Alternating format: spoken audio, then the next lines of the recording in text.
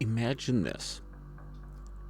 You download a brand new game from Steam. It has all the great reviews. You are fired up and everything seems normal. But what you don't know is that with this game's latest patch, you've just given the hacker the keys to your digital life. This isn't a hypothetical scenario. It's exactly what happened last week to players of a game called BlockBlasters. In a sophisticated attack that stole over $150,000 in crypto and personal data right from a platform we're all supposed to trust. Today, we're not going to just talk about what happened. We're going to go into this at the code level and dissect the actual malware that made this possible. On my screen, you'll see 3 of the core malicious files from this attack. We're going to start with this one, game2.bat. Think of this as the scout, the initial script that does all the dirty work of gathering the intelligence on the victim's machine. Then we'll see how it uses a helper script, launch1.vbs. This is a silent but deadly script that disables the security and runs other programs completely invisible. And finally, we'll look at the main malware, a script called 1.bat, which is designed to take full control of the system by tricking the user into giving up their admin rights. This is a story of stealth, social engineering, and sophisticated command line hacking, all hidden inside a simple video game. So let's break it down, line by line. Alright, as we talked about here, we have our game2.bat file. What we're really looking at here is going to be this code right here, which is going to be doing an admin check. Open files is only basically allowed if you're an administrator. So if you don't receive an error, you're an admin. And you're going to then go ahead and launch this launch.vbs. And it's going to then go ahead and basically go back to the C2 command and control server with some information. Else, if it's not admin, it's going to have to do a little bit more, such as break down the UAC or the Windows UAC admin privileges so that it can really then go ahead and basically run as admin, which we'll go to here in a second. It's going to go ahead and start removing any of these text files which are going to be created. This is the hackers or the malicious actors' way of getting information, but they want to make sure that this is all gone and any previous text files that were created, if it had been run before, are gone.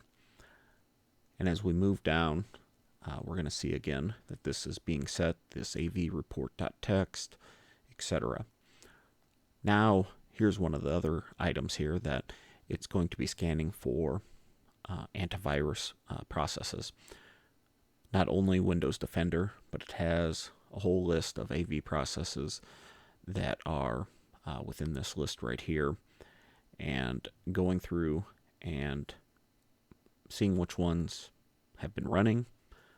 If it's just Windows Defender, it'll be simple, generally simple, easy enough. But if there's others, it'll have to go through a little bit more subversive attack that we will cover in another video. But as you can see here, we're continuing to do some checks, check if everything's out, if any of the any of the antivirus are also running.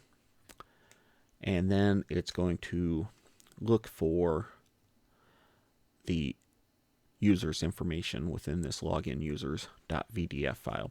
If it's not necessarily found in what location it thinks it should be, this one in particular, it'll then go and query the registry to see where it actually is, and then set it to the proper registry. So if Steam is not found in this typical format, it'll go and find where the registry key is and set it to the proper format. We then are going in and continuing to grab information from this Steam account, such as the account name, persona name, if the remember password has been set to 0 or 1, and getting all these reports sent up the line as well.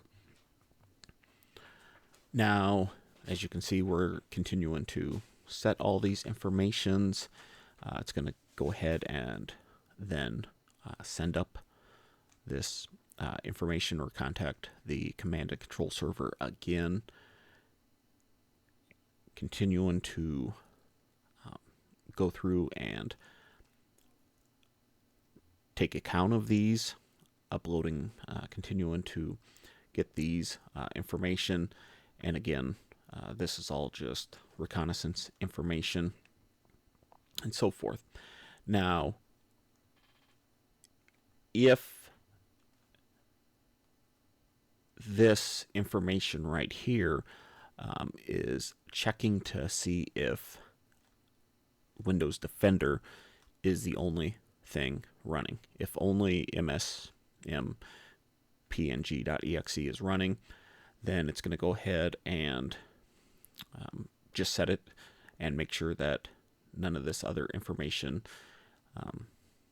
it doesn't have to worry about the additional tasks of disabling the other processes or antivirus that are potentially running on that. It'll drop in this launch1.vbs, and if that's the only one found, it's going to basically just launch this, which we'll cover in the next section. Otherwise, it's going to have to do a little bit more work, something we'll also cover in another video. So basically, if Windows Defender isn't the only one running, or there's other AVs, it's going to have to bring in this block1.exe, which will go ahead and disable those other AVs.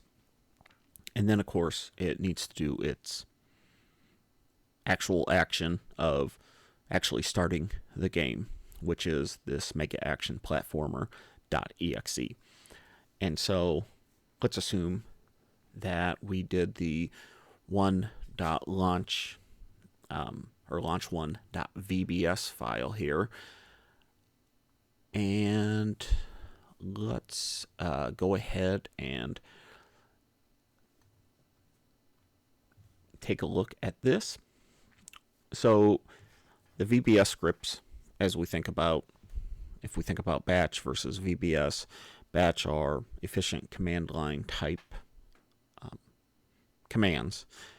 Think of them as a shell. So you basically just have all the commands that you can repeatedly run in a batch file that are run at the command line level.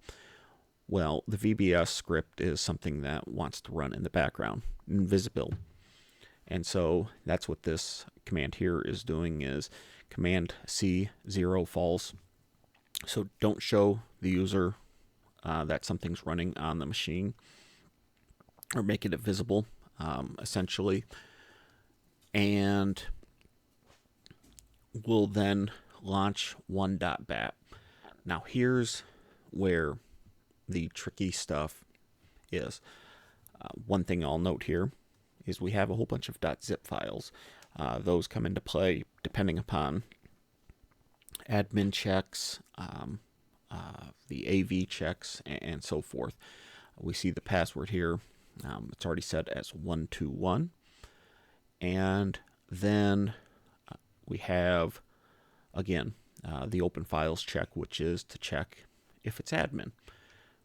If admin, it's going to add an exclusion to this directory that it's dropping all these files into. So basically you can think of this as Microsoft Defender, ignore what's ever in this directory, and I'm going to then drop in these two items, these two exe files, client build exe, block1 exe, and then run BlockBlasters. Otherwise, it'll run into this item here. This gets run if it's not non-admin. So you can think of it as, hey, the user is currently not admin on that computer. We're going to need admin privileges here. And so it's going to show in a box, this is the social engineering part, game requires Steamworks Common Redistributables. Please install to continue, missing OK, and then it'll start this prerequisite and drop it in. And you can think of it then as, hey, you're getting that notification as the user. This needs to be run as admin. Click OK. User clicks OK. This then elevates these privileges, and you're going to then go in and be running as admin, essentially. And as we look here, as we're continuing to look, this is just, again, additional types of checks to make sure that everything is going on, status1.txt, status2, etc. We're going to go in, and these parts are just grabbing the public IP address as reconnaissance type information, and then capturing the result with error output. So again, this 1.bat file is the main piece of the puzzle, the main piece of the malware. Game2.bat is that initial dropper that'll then run VBS in the background. So then, depending upon that, we can get to 1.bat. And again, we're taking a look here, and it'll then, as long as it's admin, these are the actual files that will steal the crypto, block any additional antivirus software, things that we'll take a look at, and the exe files, reverse engineering them in a future video. But we wanted to really go into depth on game2.bat, which again runs automatically once you double click that BlockBlaster exe game in Steam, and this will start running, do some initial checks, see what it needs, and we see another VBS file, which is just this except for test VBS or test.vbs. It runs a different bat file based upon that. But again, very somewhat efficient use, unfortunately, of malware, and unfortunately can target and take away your cryptocurrency. So be on the lookout, be safe. Thanks for watching this video, and we'll see you in the future.